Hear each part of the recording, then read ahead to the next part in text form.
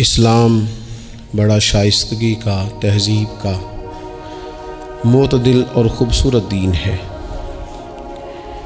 انسانی زندگی میں کوئی شخص کوئی بھی کام کرتا ہو، لیکن اگر وہ کام بے ترتیب ہو، بے ڈھنگ ہو، غیر منظم ہو، تو اس کام کا سارا حسن ضائع ہو جاتا ہے۔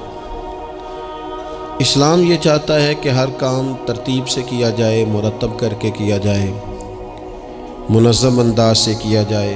انسان اپنی زندگی میں عبادت سے لے کر تجارت تک اپنی زندگی کے ہر شعبے میں نظم و ضبط کا مظاہرہ کرے۔ اگر چیزیں نظم و ضبط سے ہٹ جاتی ہیں، قاعدے سے ہٹ جاتی ہیں، تو کوئی بھی کام ہونے کے باوجود بھی لطف نہیں دیتا، فائدہ مند نہیں ہوتا۔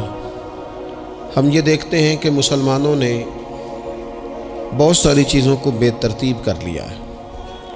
ہماری زندگیوں میں ہر چیز ہے، نظم و ضبط نہیں ہے، وقت کی پابندی نہیں ہے، وقت کی قدر نہیں ہے۔ روزمرہ کے معاملات کے اندر ہم اپنے معاملات کو ترتیب سے نہیں چلاتے۔ کبھی کوئی کام کرتے ہیں تو اسے کیے ہی جاتے ہیں، اعتدال سے ہٹ جاتے ہیں، اور پھر اسی کام کو اس طرح چھوڑ دیتے ہیں کہ جیسے کبھی کوئی لینا دینا ہی نہیں تھا۔ اس سے انسان ایک بھرپور زندگی نہیں گزار سکتا، وہ وقتی اور جذباتی فیصلوں کا قائل ہو جاتا ہے۔ اس کی زندگی کے اندر ہر چیز ایک مخصوص وقت کے لیے اور ایک مخصوص ٹائم کے لیے آتی ہے، اور ایک مخصوص ٹائم کے لیے وہ چیز وہاں سے رخصت ہو جاتی ہے۔ اس میں کوئی شک نہیں کہ ہم انسان ہیں، ہمارے اندر کمزوریاں ہیں، باوجود کوشش کے بڑی جگہوں پہ غلطیاں، سستیاں، کمزوریاں رہ جاتی ہیں۔ لیکن کچھ لوگ اپنے ذہن سے کوئی منصوبہ بندی کرنا ہی نہیں چاہتے۔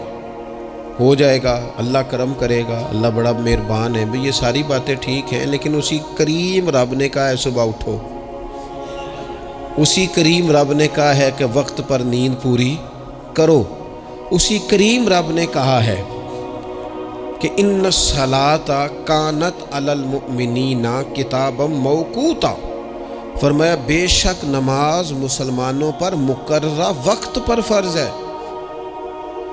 اسے اپنی ترتیب سے، وقت کے حساب سے تم نے ادا کرنا ہے۔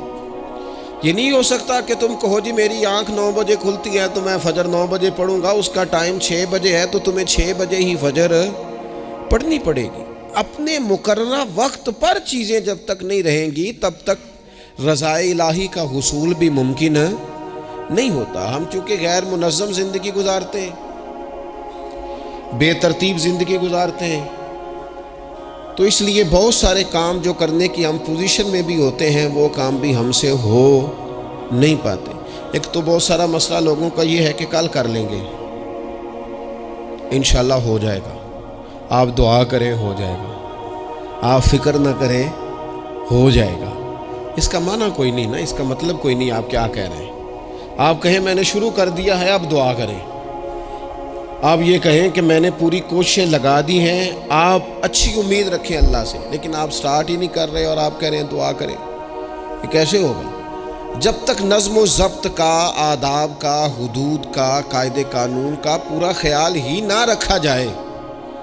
حضرت سید فیض الحسن شاہ صاحب رحمۃ اللہ تعالیٰ علیہ فرماتے ہیں کہ ایک خاتون بڑی عجلت پسند تھی، جلد باز تھی، تو اس کا شوہر اس کی چیزوں سے بڑا پریشان تھا، جلدی میں آدھا کام کرتی تھی، آدھا کام خراب کر دیتی تھی، تو اکثر آ کے کہتی تھی دعا کریں بڑا مارتا ہے۔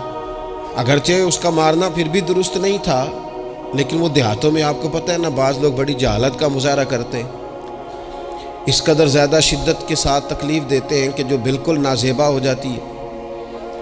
ایک دن اس نے آ کے کہا کہ پیر صاحب کوئی سمجھاؤ، بڑا ماردہ ہے۔ تو آپ نے فرمایا تو سنا ہے بڑی جلد باز ہے، کام نظم و ضبط سے نہیں کرتی۔ کہنے لگی جی دیکھیں جی کیا نظم و ضبط اور کیا معاملہ، کل اس نے مجھے کہا دال پکا دو تو میں نے اس میں گھی بھی ڈالا ہے، مرچیں بھی ڈالی ہیں، پیاز بھی ڈالا ہے، لہسن بھی ڈالا ہے، ہلدی بھی ڈالی ہے، بس ذرا جلدی میں نے دال ہی تو نہیں ڈالی۔ تو اب یہ کو مارنے والی بات ہے؟ ہر شے ہے، ایک شے ہی نہیں۔ ہمارے ہاں بہت سارے لوگ ایسے ہیں جو جلدی میں اصل کو ہی بھول جاتے ہیں۔ وہ کہتے ہیں باقی میں نے سارے کیے، کوئی رہ تو نہیں نہ گیا، سارے کیے، وہ ایک ہی نہیں نہ کیا، وہ بھائی جو اصل تھا وہ تو رہ گیا۔ نظم و ضبط، قاعدہ، قانون، جب تک ہم ہمارے اپنے اندر، میں دوستوں سے کہہ رہا تھا پھر کہتا ہوں، میرے اسلاف فرمایا کرتے تھے جو والد تہجد نہ پڑھے اس کے بچے فجر نہیں پڑھتے۔ والد کو جب تک وہ سحری میں سجدہ ریز نہیں دیکھیں گے اتنی دیر تک آپ ان سے 1.5-2 گھنٹے پہلے اٹھیں گے تو پھر وہ اٹھیں گے۔ لیکن اگر کہا جائے کہ پتر میں تھکیا تو تم مسیتے جا، تو یہ ہو سکتا نہیں کہ وہ جائے، کیونکہ ہماری زندگی سے نظم و ضبط بچے سیکھیں گے، ہمارے ماحول سے وہ محنت کو، مشقت کو، کوشش کو وہ سیکھیں گے۔ اگر ہم اپنے ماحول میں نظم و ضبط نہیں لائیں گے تو آنے والی نسل کے اندر نظم و ضبط منتقل ہو سکتا، تو اس کے منتقل کرنے کے لیے ضروری ہے کہ پہلے ہماری زندگی کے اندر نظم و ضبط۔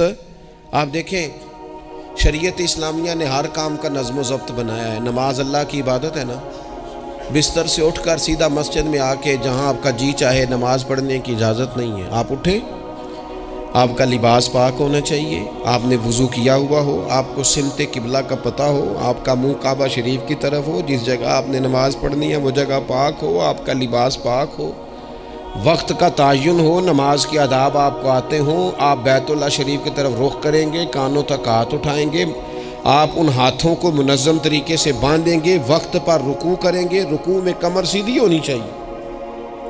آپ رکوع سے اٹھیں گے تو ایسے نہیں کہ کوئی بات نہیں اللہ قبول کر لے گا، جب تک آپ کی کمر پوری ٹھیک نہیں ہوتی، رکوع سے اٹھتے وقت آپ کی نماز مکمل نہیں ہوتی۔ آپ سجدے میں جائیں گے تو پیشانی جمنی چاہیے، ناک جمنی چاہیے، آپ کے پاؤں کی انگلیاں زمین پر لگنی چاہیے۔ آپ جب تک پوری ترتیب سے نماز نہیں پڑھتے، رب کی عبادت ہے نا، کریم بھی بڑا ہے نا، مہربان بھی بڑا ہے نا، غفور بھی بڑا ہے، لیکن اگر مرتب طریقے سے نہ پڑھو تو وہ تو نماز قبول نہیں کرتا۔ نبی پاک صلی اللہ تعالیٰ علیہ وسلم کے سامنے آ کے ایک شخص نے نماز پڑھی، عبادت کی ہے، آیا ہے، جھکا ہے، لیکن عبادت بھی بے ترتیب بھی نہیں، بے ڈھنگی نہیں، غیر مرتب نہیں، غیر منظم نہیں، ایسے نہیں کہ جیسے مرضی کر لی۔ اس نے آ کے نماز پڑھی تو حضور نے اس کو دیکھا اور نبی پاک علیہ السلام نے فرمایا تیری نماز نہیں ہوئی، دوبارہ پڑھ۔ اس نے دوبارہ پڑھی۔ یہاں تو لوگ ناراض ہو جاتے ہیں۔ ایک دفعہ طالب علمی کی بات ہے، میں ایک جگہ نماز کے لیے وضو کر رہا تھا تو ایک صاحب نے وضو کیا، بڑی جلدی میں آئے اور جلدی میں وضو کیا تو ان کا ایک ٹخنا خشک رہ گیا۔ تو میں نے ان کی خدمت میں بڑی، چونکہ بزرگ تھے، بڑے تھے مجھ سے، میں نے بڑی عرض کی، میں نے کہا وہ آپ کو خیال نہیں رہا، آپ کا ٹخنا خشک ہے۔ وہ کہتے ہیں مولوی وہ لنگن نہ دیا آجے، دیکھو کو لنگ نہ جائے، تو سو قبول کرنی کہ اللہ نے۔ میں نے ان سے کہا آپ کیا کام کرتے ہیں؟ کہنے لگا میں کپڑا بیچتا ہوں۔ تو میں نے کہا اگر آپ کا 1000 روپے والا گاز کپڑا ہو تو کوئی شخص کہ کوئی عرض نہیں، چل مہربانی کر 300 کا دے دیتے ہو؟ کہنے لگا نہیں جی ترتیب سے ہی بات چلے گی۔ تو میں نے کہا یہ بھی ذرا ترتیب سے ہی چلے گی، اللہ نے کہا ہے کہ اس طرح کر کے پڑھو تو پھر میں قبول کروں گا۔ تو اگر وہ رستہ ہی آپ نے اختیار نہیں کیا، نبی پاک علیہ السلام کے سامنے اس نے نماز پڑھی، حضور کے سامنے، نبی پاک رحمت للعالمین ہے نا، حضور سے زیادہ کو پیار کرنے والا تو نہیں نا۔ نبی پاک نے تو نہیں فرمایا چل میرے سامنے پڑھی ہے تیری قبول ہی قبول ہے، حضور نے فرمایا تیری نماز نہیں ہوئی، دوبارہ پڑھ۔ اس نے دوبارہ پڑھی، حضور نے فرمایا تیری نماز نہیں ہوئی، دوبارہ پڑھ۔ اس نے 6 پڑھی، 3 دفعہ پڑھی، پھر حضور کی بارگاہ میں آیا تو نبی پاک علیہ السلام نے فرمایا جب تو رکوع کرے تو صحیح کر کے رکوع کر، جب تو سجدہ کرے تو صحیح کر کے سجدہ کر، اور جب تو قیام میں کھڑا ہو تو ایک منظم طریقے سے کھڑا ہو۔ فرمائی اس اعتدال، اس نظم و ضبط سے، اس ترتیب سے نماز پڑھ، امید ہے خدا کے فضل پر کہ وہ تیری عبادت کو قبول فرمائے گا۔ نظم و ضبط ہی نہیں ہے۔ رمضان شریف کا روزہ بڑا مہربان ہے نا اللہ، اپنے بندوں کو کسی قسم کی کسی مشقت میں مالک ڈالتا نہیں، لا یکلف اللہ نفسا الا وسعہا۔ لیکن آپ یہ نہیں کہہ سکتے کہ میری آنکھ چونکہ صبح 9 بجے کھلی ہے تو مجھے تھوڑی شریعت گنجائش دے دے کہ میں تھوڑی سی روٹی کھا لوں پھر نہیں کھاؤں گا مغرب تک، یہ گنجائش نہیں ملے گی۔ نظم و ضبط ہے، ترتیب ہے، اس کا قاعدہ ہے، اس کے اصول ہے، اس کا ضابطہ ہے۔ سحری میں اٹھیں گے آپ، اگر آپ کی آنکھ نہیں کھلی ہے تو آپ کی اجازت چلی گئی، وقت ختم ہو گیا۔ آپ بے ترتیب ہوئے، آپ غافل ہوئے، آپ نے کیوں لمبی نیند کی، آپ کیوں وقت پہ نہیں اٹھے؟